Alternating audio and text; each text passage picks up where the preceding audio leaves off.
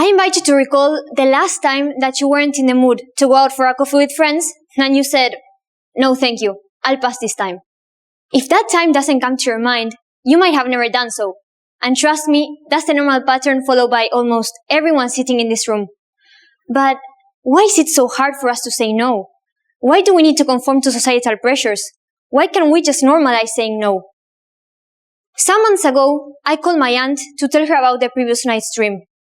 I dreamt that she was praying for me to stop being so selfish because according to her, I never worried about others, but just about myself. She immediately came up with an answer to this unusual depiction of myself by saying that this might be a message or a kind of signal from my unconscious mind telling me to start making important changes in my life.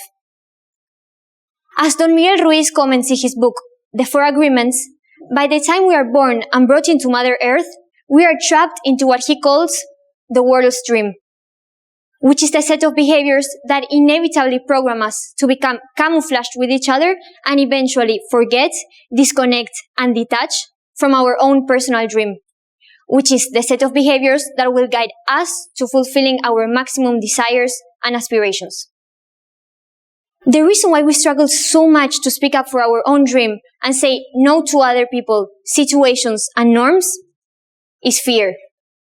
You may be wondering, fear of what? I'm not scared of other people. But it's simple. It's the fear of non-conformity even in small acts that controls your behavior and subsequently controls your life. As we grow up, the world's dream gradually starts molding our brain. Because let's think about this, for example. Picture a kid. What makes this kid so different to your present self? Is it their genuine ear to your smile? Their way of freely walking and jumping? Or their conviction in doing whatever they want to do, despite making mistakes?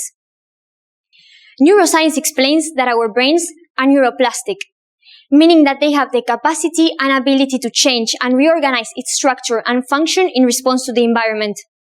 That's why, as we gradually grow up, the world's dream molds our brain to act in its favor, and as a consequence, leaving our inner child and life purpose behind, in a nostalgic memory that makes it fearful to suddenly give it up and instead listen to that inner child who is telling us to follow our dreams. When we try to prioritize ourselves, we can often hear others, such as my aunt said in my dream, "Stop being so selfish." But does prioritizing ourselves really make us selfish?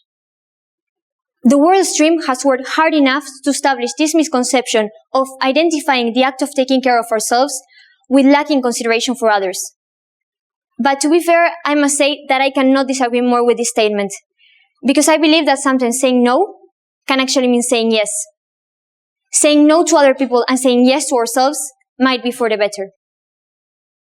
Stanislao Bachrach, an Argentine molecular biologist, shared in a podcast interview that by the time we are 18-year-old individuals, we've heard the word no so many times that it soon became a taboo word to say in certain situations, thus inhibiting us from feeling the freedom to remain loyal to ourselves.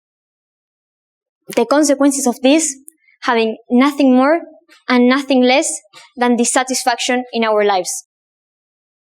Psychology explains the term conformity as the social influence that changes our beliefs and behavior to conform with a group and to fit with it. That's why, in this case, we would conform to the group's dream and thus feel miserable. To illustrate this, we can use the example of the book The Monk Who Sold His Ferrari by Robin Sharma.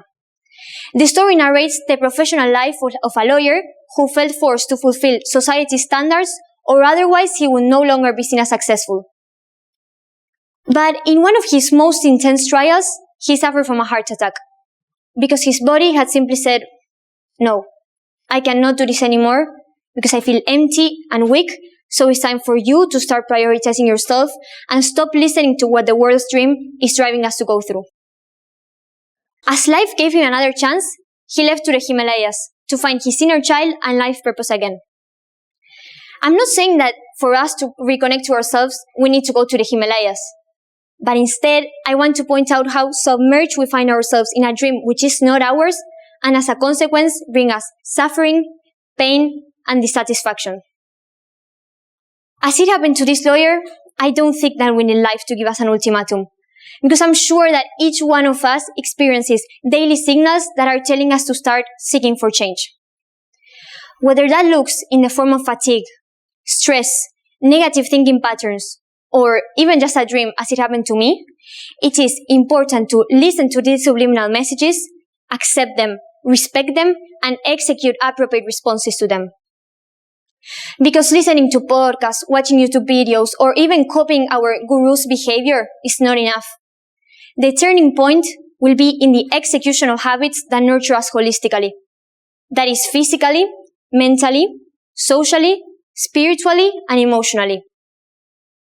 But don't expect behaviors to become habits overnight. Because according to James Clear's book, Atomic Habits, it takes around 66 days. But as my mom once told me, with patience, discipline, determination, mindfulness, and self-compassion, they can soon become part of our daily reality. I believe that it is important often to rely on the concept of Sankofa, the Ghanaian term that means moving back to move forward. Despite living in the present moment said to be the number one key in our healing journey, I believe that momentarily traveling to the past to learn from our mistakes and remember why we started this journey can keep us going with even more determination.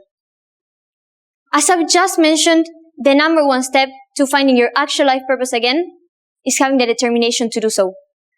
The second and following steps, I really don't know. This is such a long and personal journey that not even I, myself, is quite there yet. I don't have any magical formula to give you today.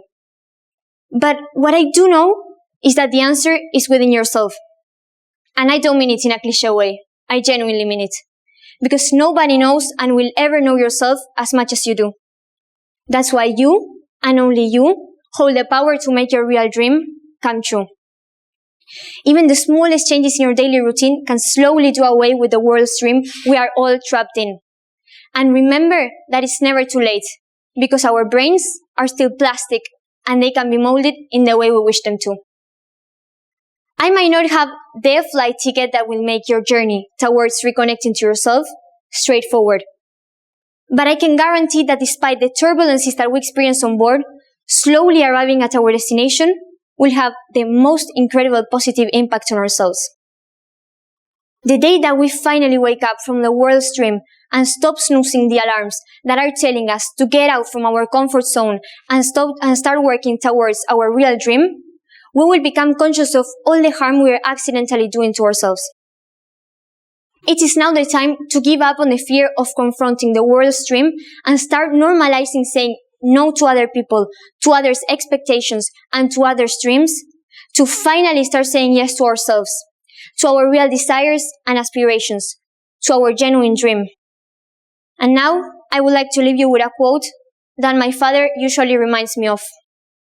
Make your goal today be to be stronger than your excuses. Thank you.